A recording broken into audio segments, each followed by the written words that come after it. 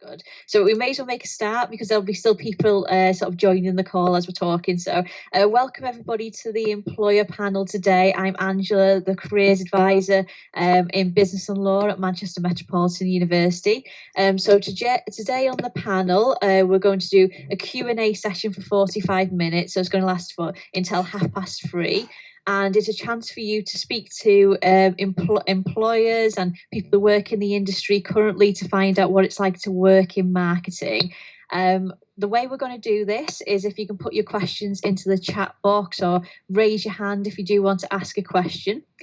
So who we have on the call today is we've got James Bott. He's from GB Advertising and is the art director. And he's also from Honest Creative, and he's a creative director from there too. Also on call, we have Tim Hayes, the marketing manager of Quantum Profile Systems Limited. And also we have John Wally from U-Space. Sorry, am I saying your name correctly? Apologise if I'm not. Well, thank you. Sorry about that. U-Space Strategic, thank you. Strategic Director. And I wonder, just so everybody gets to know you a bit more, do you want to start, John, about U-Space and what U-Space is and what your role is? Sure. U-Space is a co-working space and business growth and support hub based in Ardwick in Manchester. My role here is as strategic director, helping to develop out the different strands of the business and also to develop the business brand itself. And I also work closely with the businesses who are involved in the space, specifically supporting them around developing and building their brands. Mm-hmm. Fantastic. And Tim, do you want to speak? Yeah, of course. So I work for a company called Quantum Profile Systems. I'm the marketing manager. I studied marketing management 10 years ago at MMU. We've got 4 very distinct brands that sell into the built environment, very different routes to market. So how the products get from our company to the end user are very different across the brands. So it's very, very interesting to get involved with. But yeah, it's a British manufacturer, and we supply around the world from Oldham, which is a good thing. Brilliant. Thank you. And James? So I was just saying before, I studied D&AD at MMU in 98 to, I always start saying 2000, it's actually 98 to 2001. Can't believe it's 20 years. I also do lecturing from occasionally as an associate lecturer at MMU, but I run an agency called Honest Creative, Honest Limited, which is sort of big ideas, base work, coming up with strap lines, coming up with campaign imagery, headlines, that kind of thing. Supposedly, kind of what you might term classic advertising.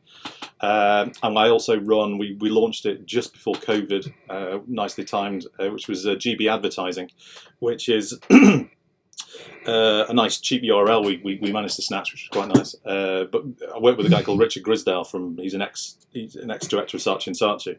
I used to work with him years ago, and we got back together to do a sort of freelance team offering, the same kind of big scribbles, big pads, marker pens, coming up with concepts through to production and shooting video and adverts and radio. But that's that aspect, unlike Honest, which goes direct to client. GB Advertising is a tailored thing purely for agencies, because we still write a lot for the big agencies in London and in Manchester. So yeah. Fantastic. Great. So what I'll do is I'll start off with a few questions, and then I'll see if any students want to get involved and ask their own questions as well. So what I'm most interested in, firstly, is, your passion in marketing, like what inspired you to get into marketing. So if I start with John, yourself first.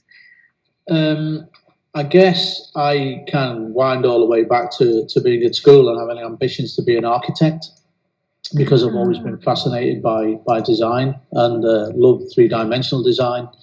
But unfortunately, my academic application didn't align with the qualifications you need to be an architect. Let's just say I enjoyed my teenage years. So I opted for 2D instead of 3D, and that took me into graphic design.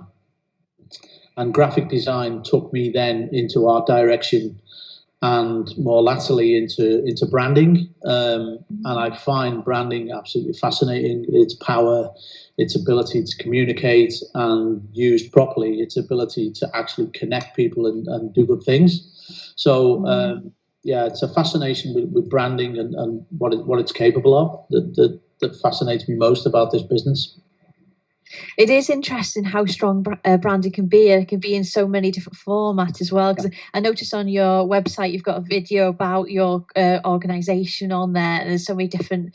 It's quite visual, isn't it? So very strong. So Tim, where did your passion come from?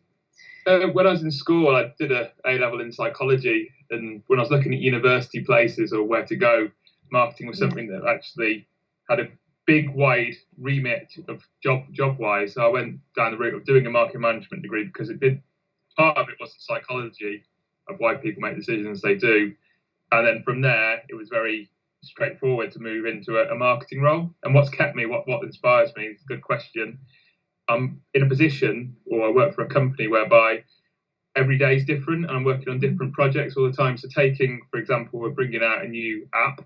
So that's one route we're going down, one project, at the same time as putting on big virtual events like this, at the same time as doing multiple things that keep you inspired, but keep you thinking about different things that are ongoing. So there's so many different aspects to working in a marketing role, and you have to wear so many different hats. You can't ever not be finding stuff enjoyable because there's just so many aspects to what you do. Absolutely, it's just the variety of it. It's quite exciting, and every day is kind of different, isn't it? And the challenge is different because you do a lot of the strategy work as well, don't you, in your marketing position? Yes, all of the strategies. So for the 4 brands we've got different strategic plans, so different ways of marketing our products for each one, and how we set that and how we target each segment is always interesting, very different. Excellent, fantastic. And James, you so same question. Yeah, almost a combination. Personally, I wasn't overly academic. I did GCSEs and A-level, and then I went to art school for a year. It was a prerequisite of doing my 3-year degree. Exams weren't my thing, but ever since I was a kid, I was always drawing.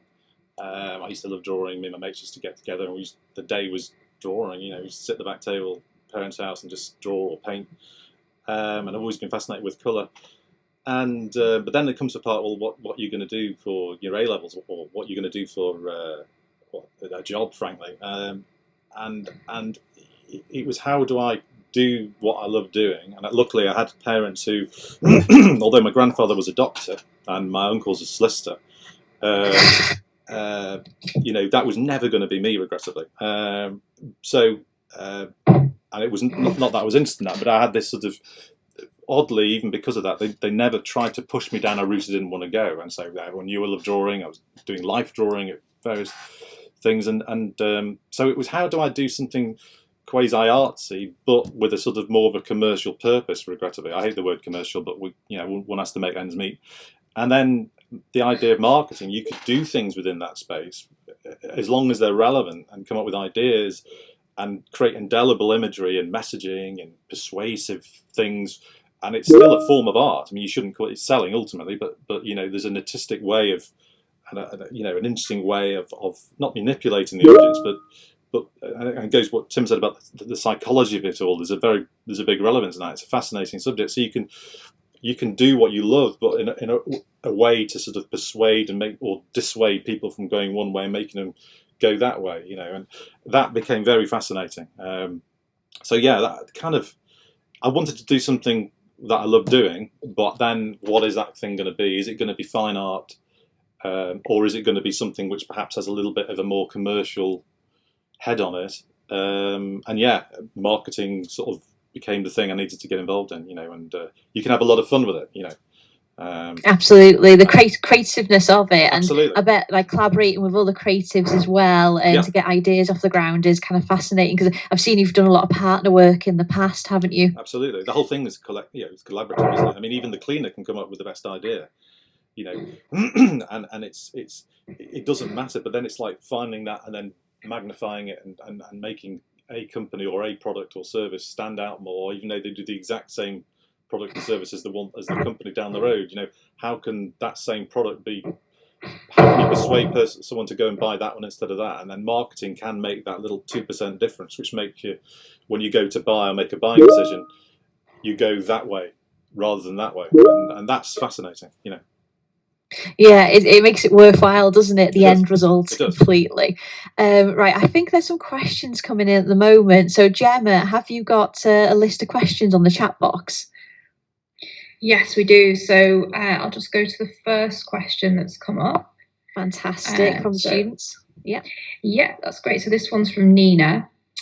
So they've asked, what work experience was the most useful when applying to your organisation? Anybody who wants to answer first? What was the most useful? In terms of work experience, I found a local advertising agency that I just befriended, and I was suddenly in there. This was during my GCSEs, and I was just yes, I was making tea, but I was able to shadow and overlook people. We had work experience, as it was known, back in the day, and it was a kind of, you can't really offer anything to it really, but you can turn up and be nice and get to sit in with these people. And you can. I've still got the learnings and teachings that I got from 95 years before I started doing anything myself. And it's to just being involved. You can't think of pay; it's irrelevant. You just need to sort of try and. I don't know. That's how I kind of got into it. I think, looking back, it's weird. And suddenly you're 20 years down the line and you're in it. That's quite a blur. But just being around people doing it and being interested in the subject and getting experience in some way or another. Paid or unpaid, you've got to kind of take money off the table, it seems. That's always been the way. But I kind of got into a little group early, and I didn't get a job from them, but I could call on them if I was doing something at an A-level or at uni. I could say, what do you think of this? Or I could go in for a few days over the summer, and I kind of got in. I don't know if this is the right answer for the question, but yeah, I got in very, very gently. Another thing, what I will say is that I never applied for any job. I never applied to a position wanted ad or some advertising agency needing somebody, because I figured that actually if there's a position going, everyone's going to be going for it, and so you're just going to be one of the number. And it's sometimes when you're younger, it's difficult to stand out. Let's say your CV's the same, so I just applied and spoke to agencies and befriended them. Said, can I come in for a coffee? Can you just have a quick look at my work, 5 minutes, have a brew and see what you think, or if there's anything I can change, and just start befriending people and get in sort of behind the back door, as opposed to overtly going for, I'm going to apply for that and then sit and wait and hope someone's bothered to read all the CVs, which invariably they probably haven't. So that's a little bit of experience that I had, which seemed to suit me. But I've never been employed by anyone who was looking to employ somebody, which is almost frightening. Sorry, interrupted you there. Sorry, go on. No, it's almost frightening can be the case. So it's never. I've never applied for 200 jobs and sat back thinking, "Oh God, please ring me." I've rung them even though they didn't need anybody, and they kind of like you and think, well, actually, there is something you can help us out. If you don't mind doing that, you can come and do that. And you suddenly get some little doors start opening. I try that approach. I don't know. Anyway, that's probably going off point. Yeah.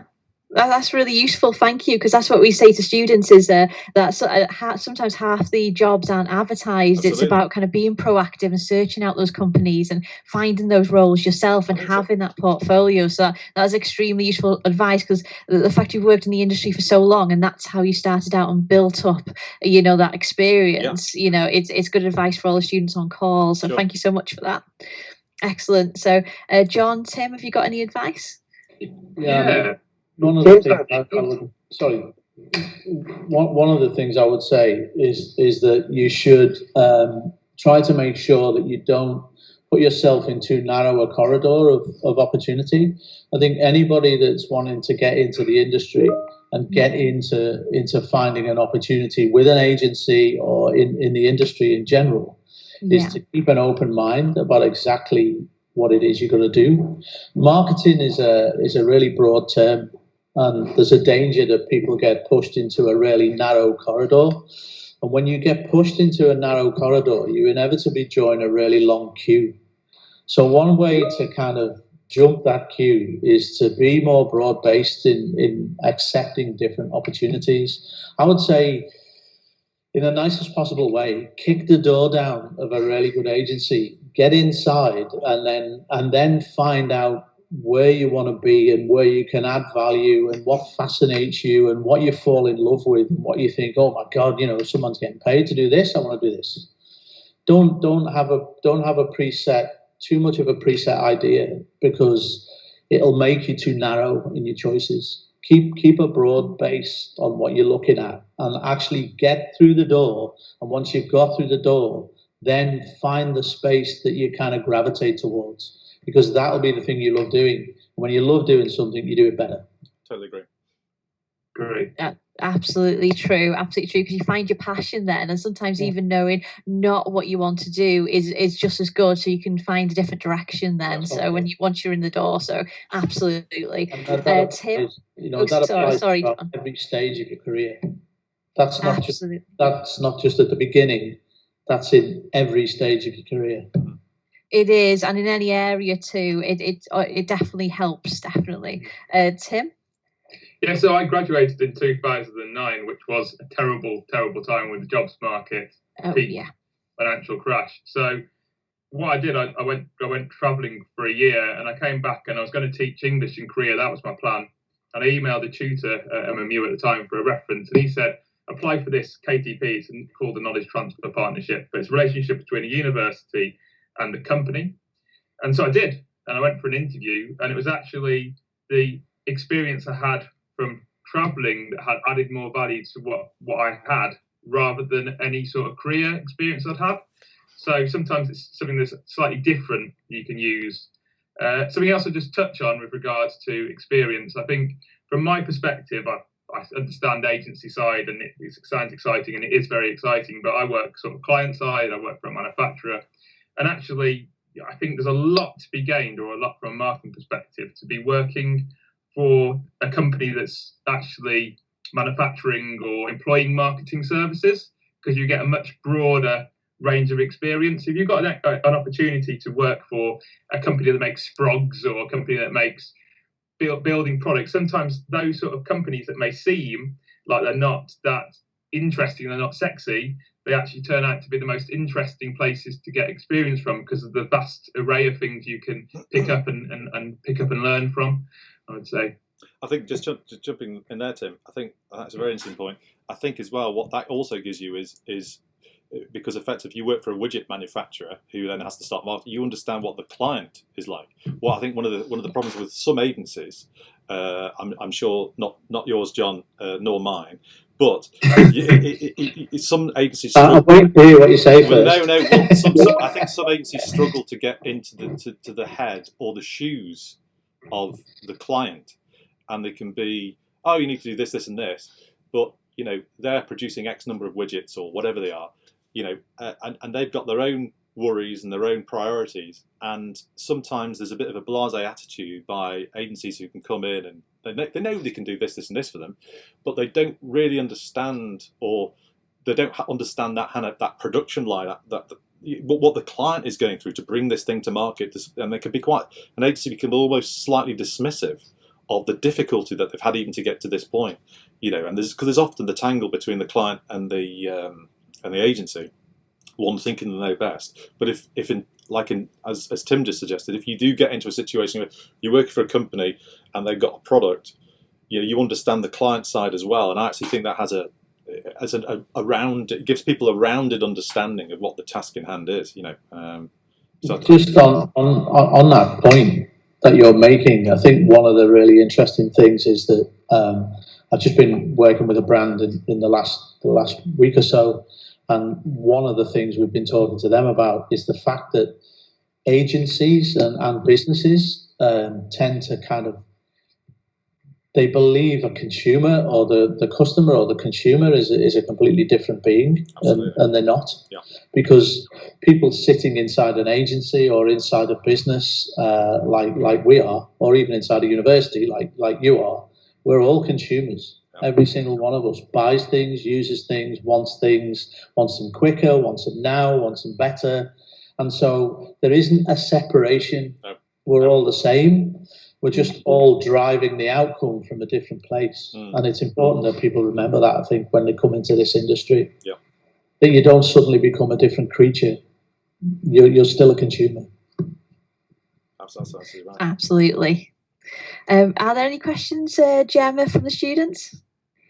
Yes, so I suppose we've had quite a lot of questions in sort of two sets. So one of them would be about the, I suppose this is more relevant to talking about work experience, but quite a few students are asking what kind of personal skills, qualities, experience do you need really to get, for example, an internship or a placement in the industry, and in particular for any students out there who don't already have some experience, what kind of skills and competencies can they sort of showcase in their applications to in order to get that kind of experience? Yeah. So, yep. No, sorry, Andrew. I was just thinking. No, go. Yeah, go for it.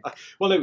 One thing I would say is, because it's a kind of, it's a known, even though it's it's the elephant in the room. Everyone's going to probably going to come out of university, as we all did, or the course we finished and came out with a very similar CV to some extent.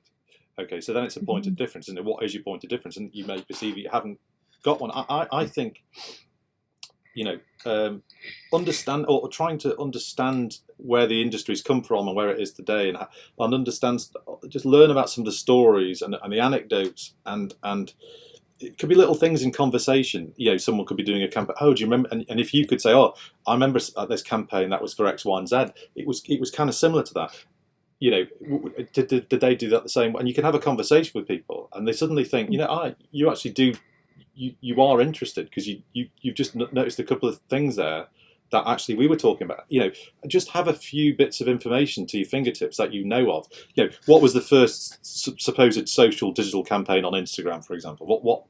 What went first on Facebook? What are some of the classic brand campaigns of over the years that know about the Volkswagen ads, know about Dordogne Burnback, know about various things of the past, so that you're a bit informed and you can just chip in a little bit in conversation occasionally. I think that's because I've had that a lot. Let's say two students come to you. One of them, on paper they're similar because the degree was similar. They got 2-1s or firsts or thirds, or it doesn't matter what. They came out and they're similar. But one person can hold a little bit more of a conversation with you, and you can tell they're eager, and they might get it wrong, but they've tried. And I think understanding, taking a step back and looking at the industry and they're easy to find and discover these things. In fact, on our blog, there's an old, I used to use it as a reference point to people who were coming to the agency, and it was just an old, I nicked it from iPlayer years ago. I think it was an arena documentary, and it just charts the rise and fall of the ad man. And it starts in the 40s and then goes into clever advertising of the 60s, 70s and 80s, and then what happened then and what happened then. And it's pre-digital, a lot of it. But it shows the industry, and you sort of need that. Sometimes I feel you need a little bit of that history lesson to understand some of the egos involved.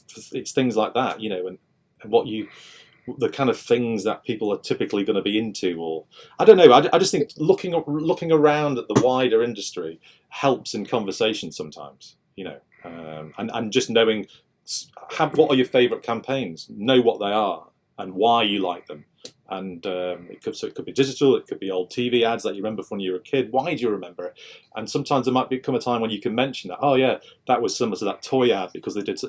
And you just seem to have more to say just because you sound like you've been interested, rather than just turning up with a degree thinking that's going to get you somewhere, because it's invariably, it's what else you've got as well as the degree, I think there's always the need to be quizzical as well. Indeed. I think that's really important.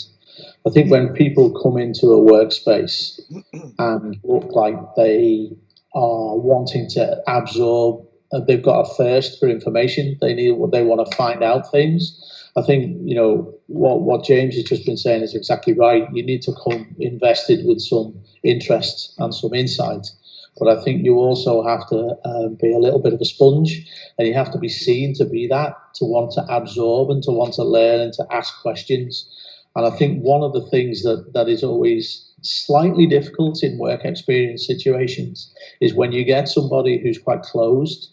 And sometimes that's I don't know, because they're socially maybe not as open as a lot of people, but I think you really have to make the effort to ask people questions, to enter conversations, to contribute to conversations. You have to be willing to find things out.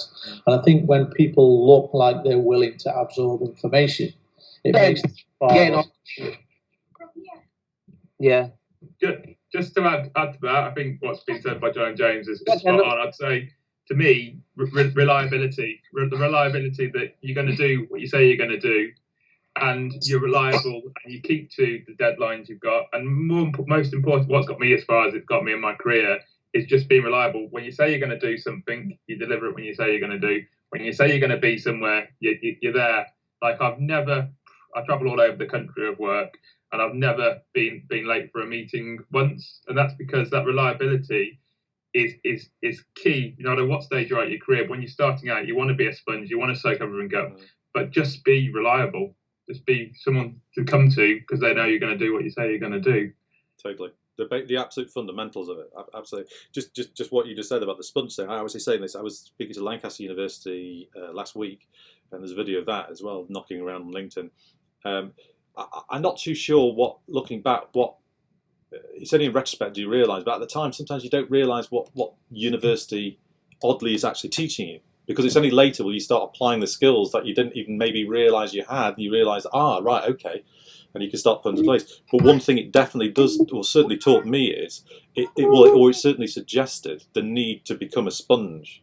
Because if a sponge ready to take, you come out almost like a dry sponge, and then just be ready to take in all the nuggets of information, and draw it in. Oh, you're on mute. You're on mute, James, I'm afraid. Am I? You've just gone on mute. Am I? I don't know how. Let me sort this out. Can you hear me? I can hear you. Can you hear me now? Yeah, you're back. Yes, I can hear you now. Fantastic.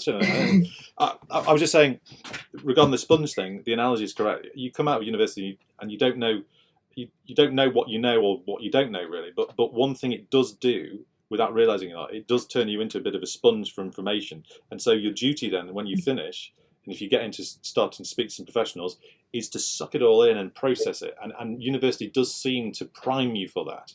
But it's up to you what you do with it. You'll remain a dry sponge if you're not careful, but just be ready, just soak it in. Because that's what it's broadened your mind, ready for knowledge. But you get most of the knowledge, I'd suggest, when you're in the, you go and speak to somebody, or you're suddenly set a task and it's frightening, but you just, okay, I've got this. And you can start pulling it all together. It's weird analogies, but that sponge analogy is correct. Yeah, absolutely. It's all because with everybody speaking, all of you, it kind of reminds me of the growth mindset. As long as you have that willingness to learn and that positive attitude when you get into the role, even if there's something you don't know, like you said, John, if you ask all those questions, it just develops over time, doesn't Absolutely. it? And just being punctual and just being well dressed and just showing up is what counts, and be willing to learn. So excellent point, which will really help the students. Gemma, is there another question from a student? Yes, so we have a few questions from students regarding, I suppose, the impact of the pandemic and how COVID has affected both your businesses and the industry as a whole. So it's a very good question, and COVID's definitely had an impact on every sector without a shadow of a doubt, unless, well, it has an impact, positive or negative, mainly negative. We supplied all of the Nightingale hospitals, so we kept manufacturing throughout the period. From a marketing perspective, which is probably maybe where the interest lies, we very quickly gave our 3D printer over to the NHS so we could print clips for them. We moved, what else did we do? We created signage for our factory, and we gave all that signage away free to aligned companies. So we did great signage for how to interact with the fracture, how to socially distance, but we added value to it by giving it away to aligned companies for free. So we used it as a marketing opportunity and giving something good as well at the same time. Another thing we did is we stopped all of our Google AdWords, but we moved some of that budget into producing branded face masks. So because we're supplying into the construction sector. People are on site, make it as easy as possible for people on site. So we gave away branded face masks for free via our social media channels instead of doing Google AdWords. So that has more benefit to us as a company, but also our brand, than it does doing Google AdWords. So we've moved our budgets around, and we do good things because it's the right thing to do, but we also tie that into the marketing messages that we put out as well. That's almost like putting money where your mouth is, isn't it? Over the on the mask. Yeah. That's quite good. That. One of the things that we're doing here at U-Space is we have 7 different businesses in the building with us, and we also have a reasonable sized group of freelancers and independents working in the building as well. And one of the things we're going to do is we're going to open up space, business support, mentoring and coaching for free for the months of December, January and February to people, because we want to support businesses and we want to give them an opportunity to come and be in the middle of a network where they can learn and talk to other people and collaborate and interact with some other businesses, so that it won't be an unlimited offer that, but to a number of people, we're going to give them the opportunity to come into the space. And in December, January, February, it will be with no fee, so that they can have an opportunity to actually regroup, reset, and reappraise how they're going to move forward as businesses. So we want to make a contribution to what's going on in Manchester. Very good. We, I'll send you my details, John. One thing is interesting about the whole working from home thing. We've had effectively private studios for since 2007, and so and we were serviced through GB. We were servicing Mitsubishi, it was Mercedes trucks, and a load of National Trust stuff. We're doing it entirely remotely, and it's all quite big brand stuff, and quite cinematic. But we were doing it literally. I'll be honest, we were doing that literally out of our own private homes and studios. But because we've worked together for years, I know what if I send to Richard, the lines that come back will be perfectly written. I could send visuals to him, or freelancers and people I've worked for in the past that will come back as if I've done them. The whole thing can go. So it was a bit of a USP about working remote, but of course now the bloody country's done it. Everyone's stolen everyone's doing it, and as actually the beauty of it is, although we've lost a USP to some extent, you find actually a lot of stuff, not everything. It's certainly in manufacturing, Tim, more difficult, but certainly I think this COVID, what it's shown is actually, when you come together and you're against the wall, you can still make things work. The reason we did it originally was by choice to bootstrap it, because we had no real dosh to win. Because unfortunately we started, talking about bad timing for you, Tim, we started it in 2008, which was a horrific time to start anything. We had no facilities, no credit facilities, so we all had mortgages, we were all hemorrhaging money. It was absolutely horrific, but we made it work, thank Christ. You can edit that. But so we started GB Advertising, and then that, we got a load of clients from that. But again, we were up against the wall when suddenly COVID hit. But we were so used to that way of working, and so there's been some incredibly negative, terrible things about COVID. And on a strange flip side, I think it's shown a lot of companies actually. This we can operate like this. We can do something here. We're not down the pecking order. It could almost be seen as a marginal advantage. We can all do this now. It's not such a crazy thought. So I've got complete mixed. I agree. Yeah. And just to echo what both of you guys are saying, I think that by default, the creative industry in general is rooted in problem solving. Yeah. That's what creativity is, solving problems. And COVID has given us a whole raft of problems to solve. And I think you can either just throw the duvet over your head and disappear for a year and hope it's all gone when you come out, or you can take it on and think, okay, this is I'm trying to find the right word. This is a mess. Let's see what we can do about it. Let's see how we can work differently. Let's see who we can help. Let's see how we can bring people together. Let's see how we can really capitalize on collaboration, and let's use problem solving as a way of getting through this thing. And I think in that way, it's probably the wrong thing for me to say, but it makes it kind of exciting. Totally It's a agree. different way of working, isn't it? And a way of like developing the business in a different way. And as you all three saying, it's obviously created a different work environment for all of you. So I'm wondering a question for the future, because obviously everybody on the call is level 4 marketing students. Do you see the industry changing moving forward in the way you are working in the future because of COVID, like more remote working because of what's happened? I think personally there will be a mix, a blend, if you like, where people will work from home a few days a week, but people do like an office environment, and also that does add benefit in what we do. We need certain people to be in the office, so I think it will change, and definitely, but it will change for the better, and there will be a mix between home working, because people have seen it's possible to do and do successfully, but also companies have seen actually there's cost savings in not having an office full of people 24/7. Yeah. I actually think almost taking a the idea of the meeting, the physical meeting, then it's exciting again. Having to go and meet somebody is actually exciting, and it's kind of refreshing. You're desperate to go actually for a meeting.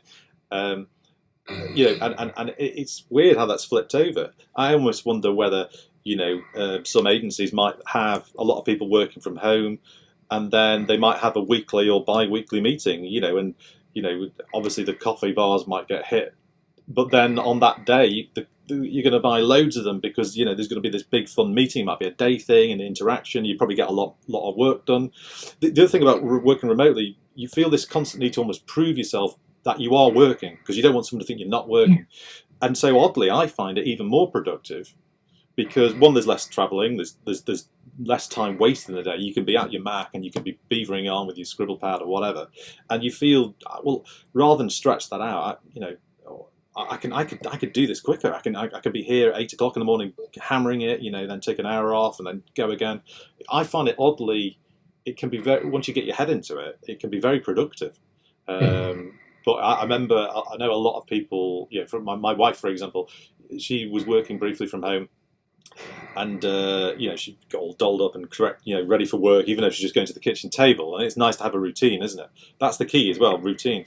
But but she was constantly hoping that they would ring her, so she could prove that she's at the phone and she's not messing about doing the washing, or not watching bloody Loose Women or something. But it's weird. So it gives this environment, but I do actually find it, for whatever reason, you feel empowered and very productive, because you want to prove it can be done. And clearly there's huge beneficial cost savings for that. I don't think we're going to change it. I love meetings, but we'll still go to a meeting in London, come back, go to a restaurant, and solve the brief, and then work remotely to work it up. That for us, that won't change. But I do miss the agency camaraderie, and the banter that goes on. I do miss all that. But me and my teammates, we've literally been living on Skype since 2007. So we're kind of used to not having that. But I do remember the days of old when we're all there and you got to turn up at the same time, and the coffee, whose brand is it next to the coffee? And there are all these things that we miss. Whether they're required or not, that's down to the individual, isn't it? Absolutely. Thank you.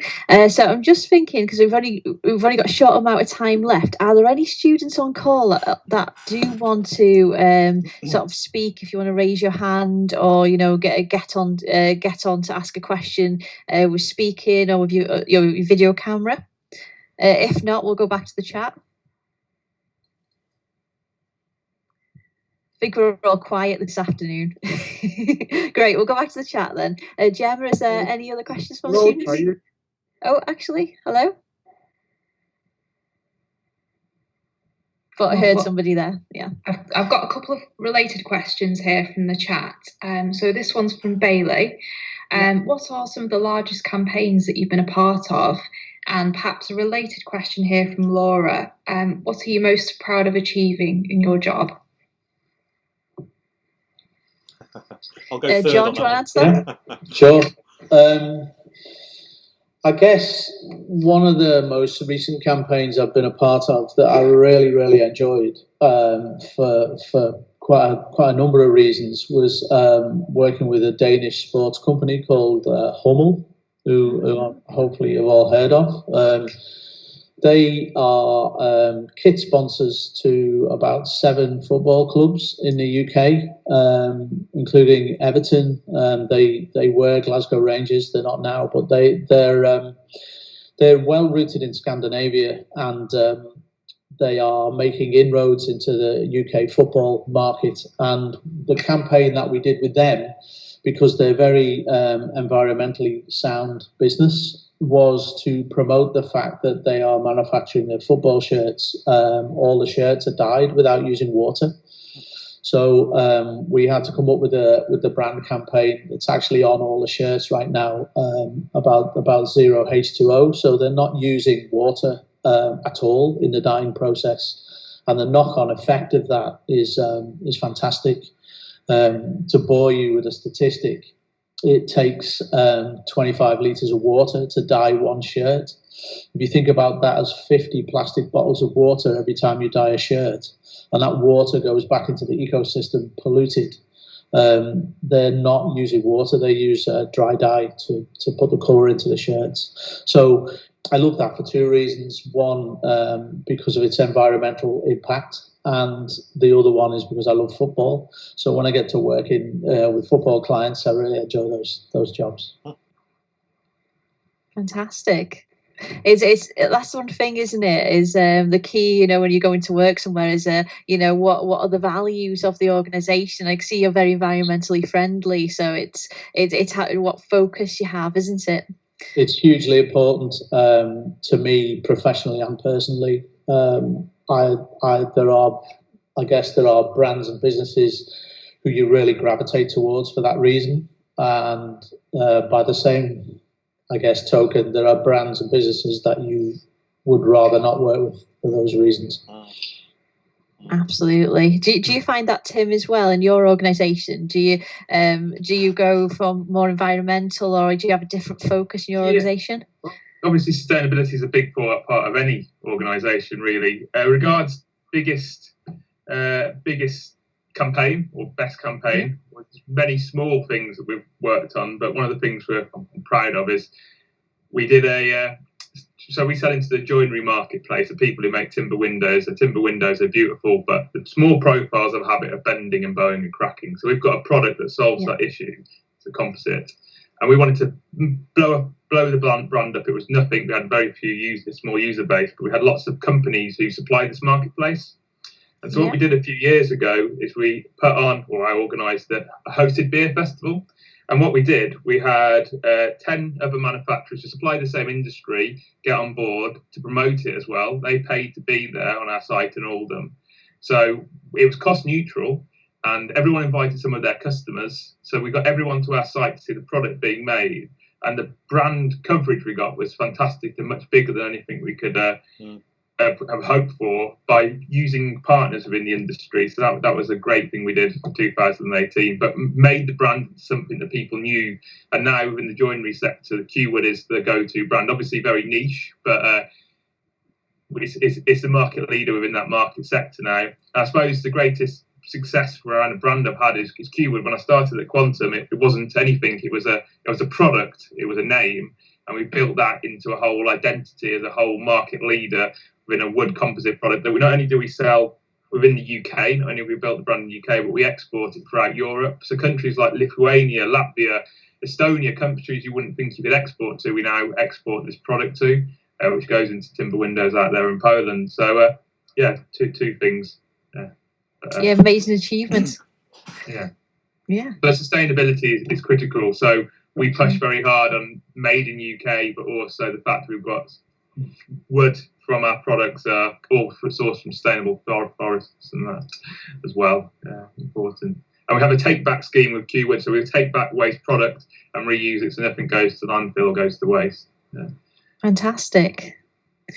So James, your on your campaign, what was the best campaign you worked on? It's difficult. You have fun on most campaigns, and often the best ones are the ones, in terms of fun, are the ones that purport to be a really boring product, or the client even thinks they're a boring product. And actually, there's no such thing as a boring product. You just have to dig deeper and find out the truth about the product. And there's always something there. There's always a nugget that, right, if we said that in that way, we can do this with it, and create something from nothing. It's always rabbit out of the hat kind of stuff, but always with a seed of truth, a relevancy. So there's been many of those. One of my favourites we did years ago, which is sort of slightly different. It was over in Stoke-on-Trent. There was a piece of waste ground in a sort of, I don't know, I guess non-salubrious area of a non-salubrious town, let's say, and they wanted to redevelop it. The council was going to redevelop this plot of land into a sort of communal area, and big deal. No one's interested. So we thought, well, how do we? There was no budget. We were asked to have a look at it, and what could we do? So we created these. We created this idea, this sort of World Park Olympics as an event, and we had these sort of really grand, sort of old style Greek-looking sort of Olympian posters, and it would be the man with the discus, but it was a frisbee, and the guy was this sort of Olympian sort of doing the hurdles, but it was just a park bench, and the javelin thrower, it was a stick, and this dog was sort of at the bottom of it, and it was all this sort of grand but really down to earth kind of thing, and they had all these fun and games that were created, these silly names, big grand names, but they were just down to earth.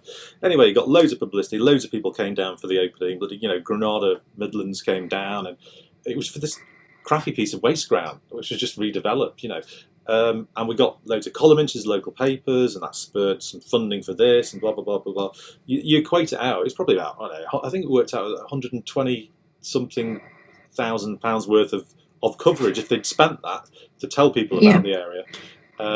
But over the time, what that did then was actually make people come down, and then little stalls turned up, and so little businesses arrived, and it was this sort of communal area, and it lifted the area, and it came out of nothing. It just came. There was no budget, there was no material, so we just created this from nothing, and that was a fun campaign to be involved in. There was no direct remuneration, but of course then we got some local housing authority work off the back of it.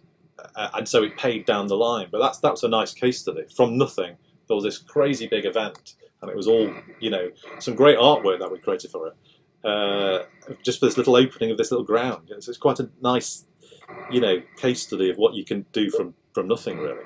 Exactly, and what you can achieve, which is amazing. Absolutely. Fantastic. Thank you very much. We've ran about 3 minutes over time, so I'm just going to thank everybody who's attended today, and yourselves as well, because it's been a fantastic talking to you. The time's just flown, which is I really enjoyed speaking to you all. I just wondered, just before we go, just if you got one word of advice each for all the students on the call today that they can take with them from the session. Do something you love. It's more important than you'll ever realise to do something you love and believe in. Absolutely. Tim? I think you make your own luck. I think everything comes good in the end, but you have to work hard, but you make your own luck. I think that's the one piece of advice. Fantastic. And James? I'd echo both of them. I think those are I don't worry, as long as you're doing what Tim says and trying. Don't worry too much. You can over worry. I used to be a worrier, and things have. If you're trying hard, and keep on trying, just gently, always trying. For some reason, things seem to sort of plan out. They you get a few chances will come your way, and that's how it seems to happen. I don't know why. It does work. Absolutely. That's really good 3 pieces of advice there. Thank you so much for joining us today. This is recorded, so any students on the session today will be able to watch again on Moodle when I upload the session if you want to. And I'll send some feedback forms out after the session as well, so you have a chance to feedback on any questions you have to. Thank you very much, Tim, James, and John. And thank you. I really appreciate all your time for being here today. Good to meet you all. Okay. Thank you. I'll see you all now. Yes, thank you. Bye. Thank you. Bye.